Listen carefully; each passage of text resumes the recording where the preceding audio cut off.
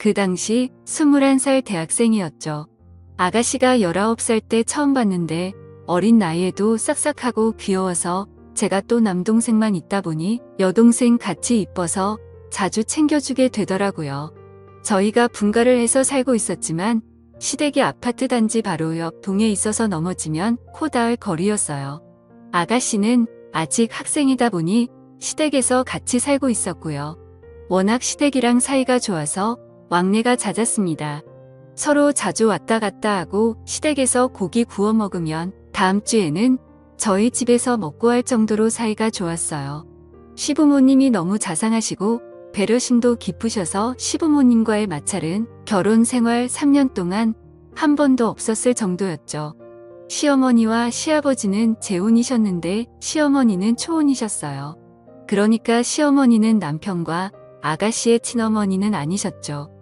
아버님과 20살이나 차이가 나셔서 저희들과 나이 차이가 많지 않으셨지만 사려 깊으시고 따뜻하셔서 제가 참 좋아했습니다. 그래서 저 퇴근하고 나면 불러서 밥도 같이 먹고 선물도 사주고 그렇게 잘 지내왔는데 아가씨가 대학생이 된 이후로 예전에는 안 하던 행동을 하고 그러는 것 같더군요. 제가 직장 다녀서 퇴근하고 집에 오면 저녁 7시쯤 됐어요. 신랑 퇴근은 더 늦었고요. 그래서 아침부터 저녁 7시까지 저희 집은 빈집이었죠. 저희 집 현관문 비밀번호는 원래 시어머님만 알고 계셨는데 어느 날 아가씨가 저희 집에서 저랑 밥을 먹고 나서 얼뜨고 갔다고 시어머님한테 저희 집 비밀번호를 물어봤었나 봐요. 그래서 아가씨도 저희 집 비밀번호를 알고 있었습니다. 제가 예쁜 속옷이 좀 많은 편이에요. 관심도 많고요. 그런데 언제부터인가 자꾸 제가 사놓은 새 속옷들이 없어지는 거예요. 한두 개씩 처음에는 제가 둔 곳을 착각했나 했는데 아무리 생각해도 이상하더라고요. 멀쩡히 있던 속옷이 아침에 오늘은 새 속옷 입어야겠다 생각하고 찾으면 없더라고요. 어느 날에는 제 것이 아닌 립스틱이 제 화장대 위에 있어서 이게 누구 거지 하고 신랑한테 물어봤더니 신랑이 말을 더듬으면서 혹시 내 동생 거 아냐? 하면서 자기가 동생한테 연락해보겠다고 하더군요. 제 앞에서 통화하면 되는데 굳이 베란다 가서 통화하는 게 웃기더라고요.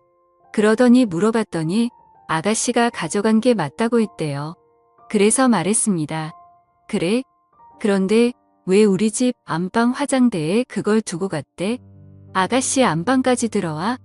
라고 하니 글쎄 그게 왜 거기 있지 하길래 좀 이상했습니다. 그날 아가씨가 저희 집에 올 이유가 없었고 저한테 연락도 없었으니까요. 그때부터 좀 의심이 가는 거예요.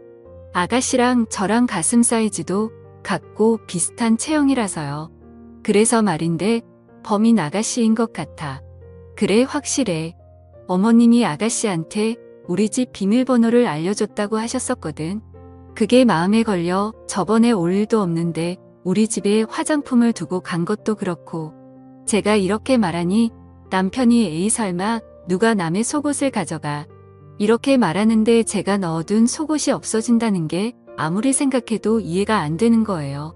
그래서 그 다음부터는 새로 산 속옷은 아무도 모르게 침대 매트리스 아래에 물건들을 넣을 수 있는 공간이 있는데 그곳에 넣어버렸습니다.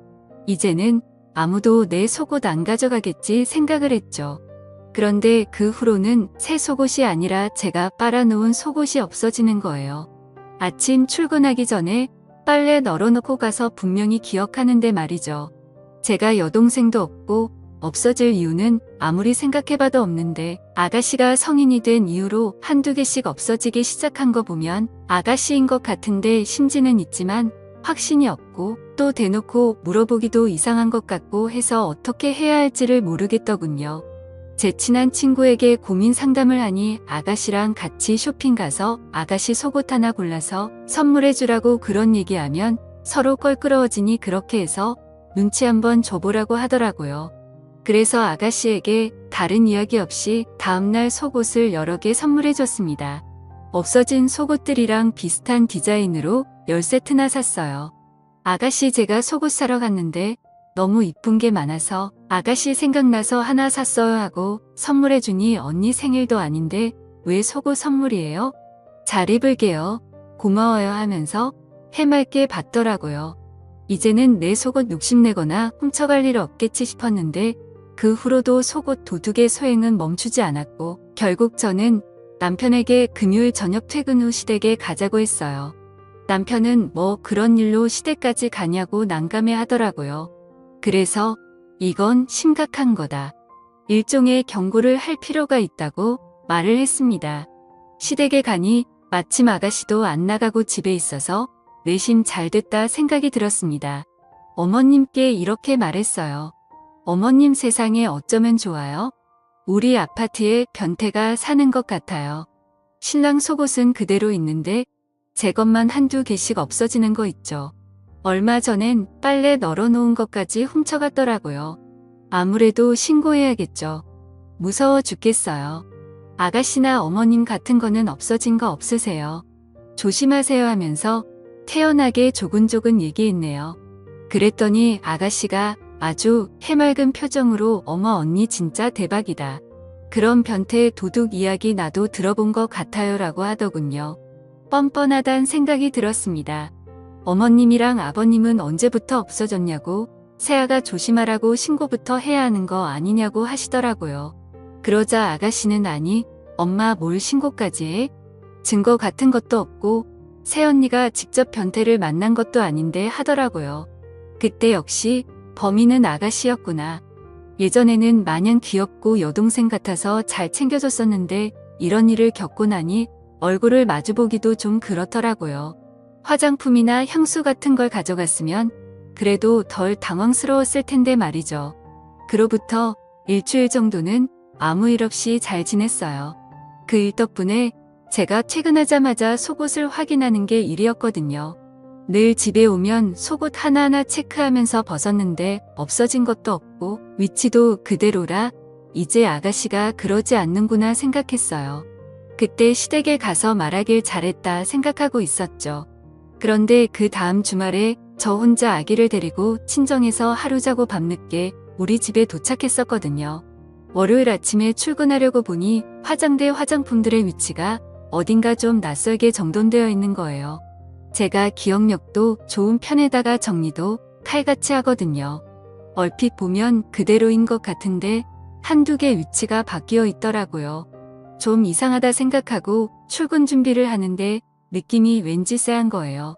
그래서 서랍장이랑 화장대를 잘 살펴보면서 혹시 없어진 게 없나 하고 보는데 서랍에 있던 향수 하나랑 얼마 전에 구입한 섀도우가 없어졌더군요. 이전에도 이런 일도 있고 해서 아가씨가 의심이 됐어요. 아가씨가 가져간 향수는 아가씨 나이대에는 전혀 안 어울리는 향이었는데 그걸 왜 가져갔을까 싶기도 했지만요. 진짜 머리가 하루 종일 아프더군요. 혹시 이번에는 화장품을 선물해 줄까 싶어서 일부러 그런 건 아닐까 하는 생각마저도 들었어요. 철없는 나이라지만 이건 더 이상 제가 이해하고 넘길 수 있는 문제가 아닌 것 같더라고요. 친언니 거 가져가는 것도 아니고 피 하나 안 섞인 새언니인데 아무도 없는 저희 집에 와서 제 화장대에 앉아서 이것저것 발라보고 만져보고 그것도 모자라 가져가기까지 하고 상상만 해도 소름이 끼쳤어요. 그런데 문득 집에 남편이 있었는데 그걸 못 봤나 싶더라고요. 그래서 남편에게 자기야 혹시 나 없을 때 주말에 집 비운 적 있어? 말했더니 뭐 집에만 있었다고. 그럼 우리 집 안방에 누가 왔다 간 거 못 봤어? 내가 화장품이랑 향수가 없어졌어 라고 했더니 갑자기 누나를 조금 굴리더니만 생각해보니까 내가 너 없을 때 잠깐 집 앞에서 밥 혼자 먹고 왔는데 그때 누가 왔다 간 거 아닐까라고 하더군요. 그러면서 인중을 긁는데 남편이 조금 이상했습니다. 남편이 보통 거짓말을 할 때 인중을 긁고 하는데요. 그날 회사 가서도 또 아가씨가 우리 집에 와 있진 않을까? 또 몰래 와서 뭐라도 뒤져보진 않을까? 남편이 왜 인중을 긁었을까? 뭘 숨기고 있는 걸까? 별별 생각이 들더군요. 그래서 일도 제대로 못했어요. 그리고 퇴근 후 집에 가서 어떻게 할 건지 1시간 동안 시나리오를 짜듯 머릿속에 다 그려놓고 아가씨에게 전화를 했습니다. 아가씨 지금 집이세요? 하고 물어보니 집이라더군요. 언니 왜요? 라고 묻길래 그냥 뭐 먹고 싶은 거 있냐고 물어봤더니 떡볶이가 먹고 싶다더군요. 그래서 배달 어플로 시댁에 떡볶이를 주문한 후 시댁으로 갔습니다.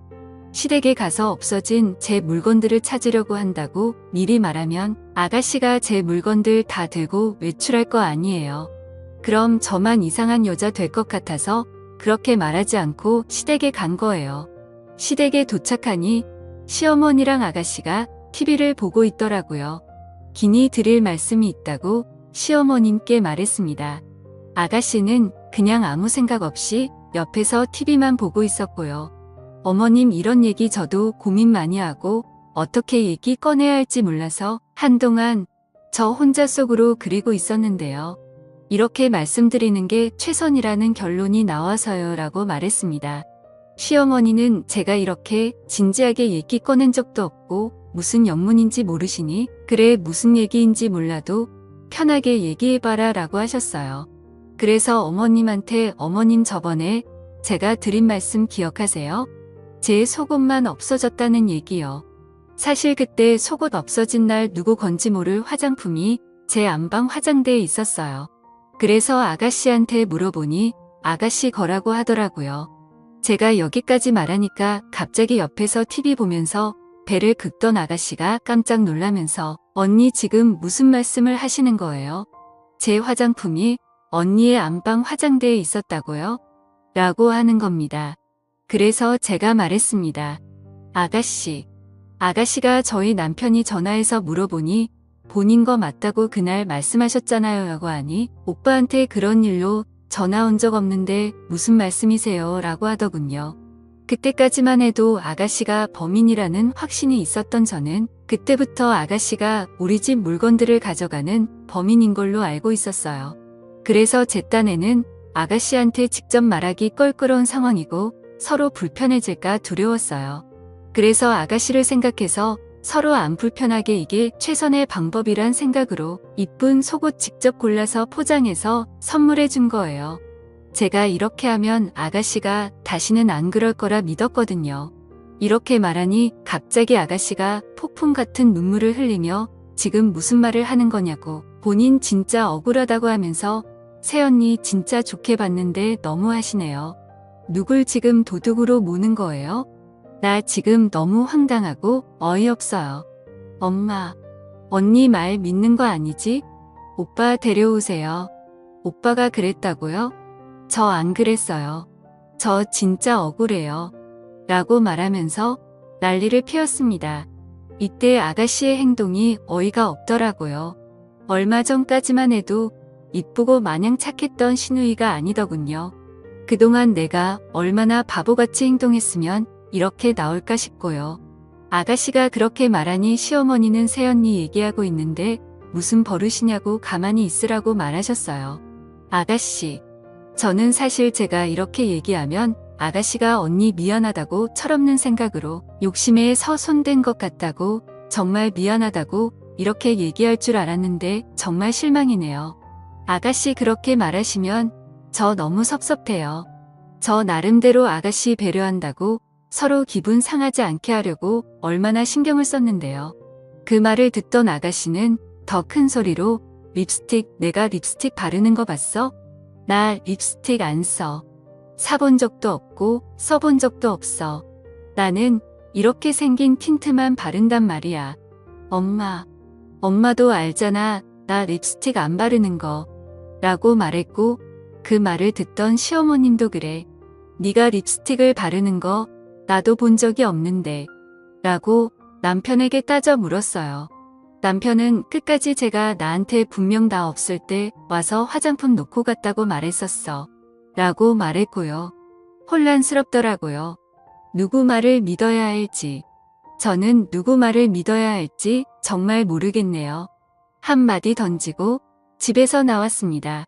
그렇게 시댁에서 한바탕 하고 집에 오자마자 어찌나 혼란스럽던지 내가 아가씨를 정말 오해했던 건가 싶어 죄책감도 들고 신랑이 설마 거짓말을 했을까 싶어서 머리가 지근지근 아팠어요. 남편은 저한테 너무 미안하다고 본인 동생이지만 너무 뻔뻔하다고 그간 얼마나 힘들었냐면서 꼭 껴안아주는데 이 사람을 믿어도 될까 싶더군요.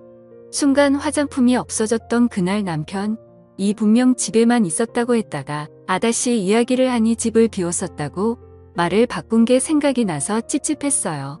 당장 번호를 바꾸려다가 뭔가 제대로 증거를 잡아야겠다 싶더라고요.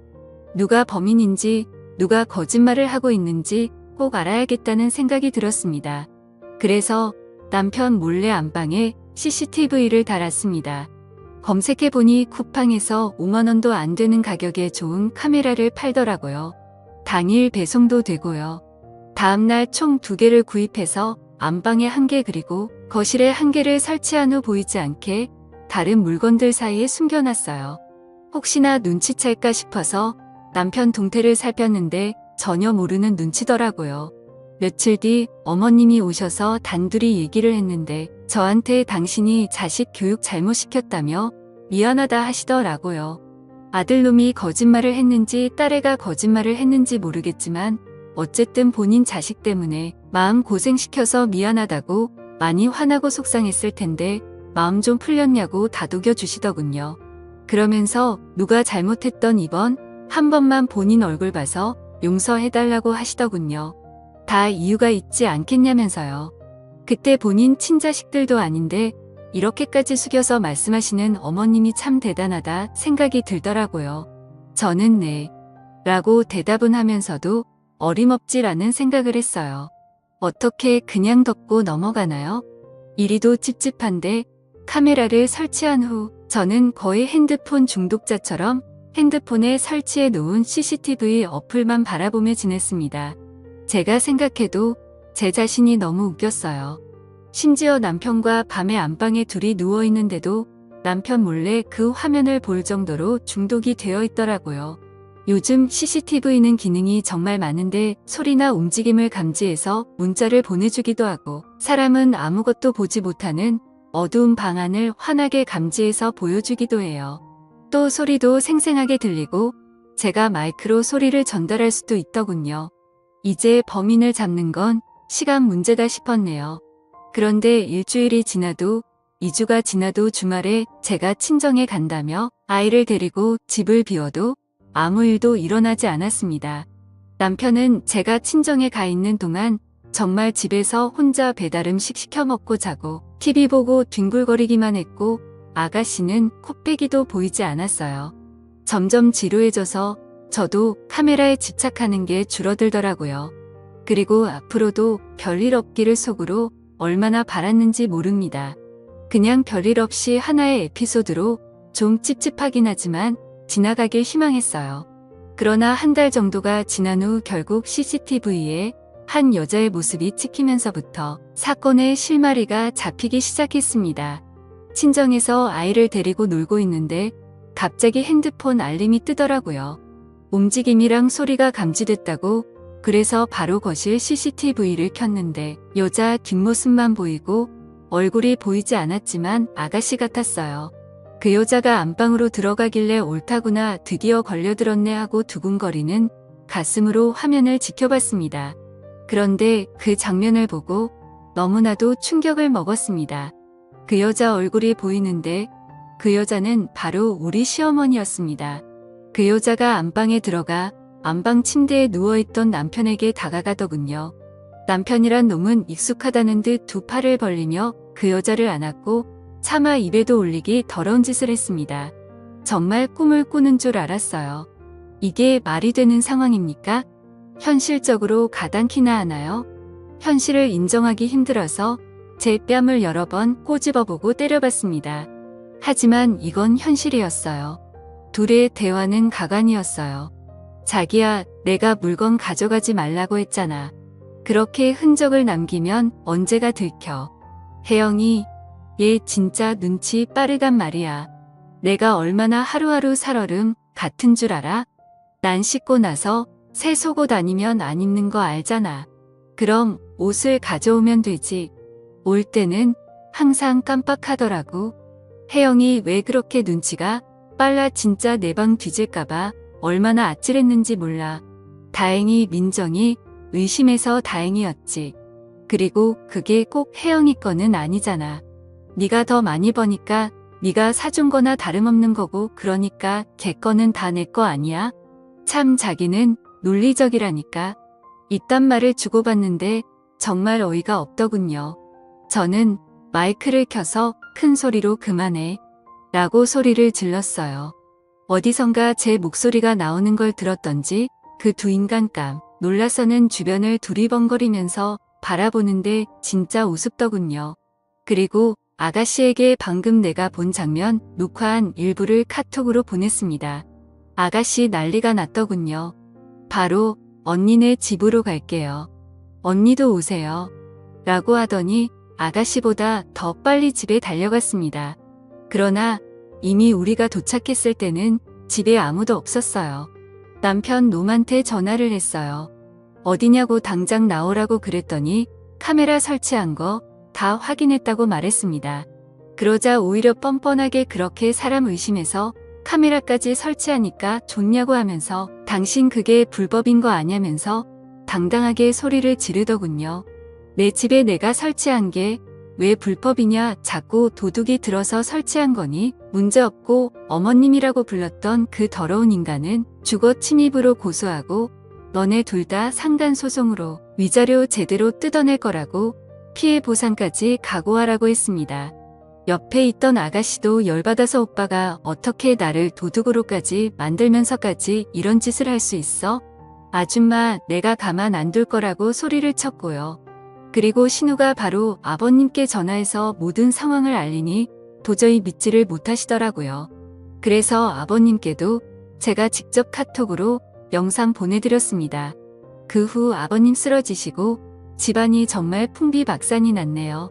이제 소송을 시작해야 하고 뭔가를 해야 하는데 진짜 이게 현실로 받아들여지지 않아서 너무 힘이 듭니다. 앞으로 어떻게 해야 할지 모르겠네요. 조언 부탁드립니다. 감사합니다.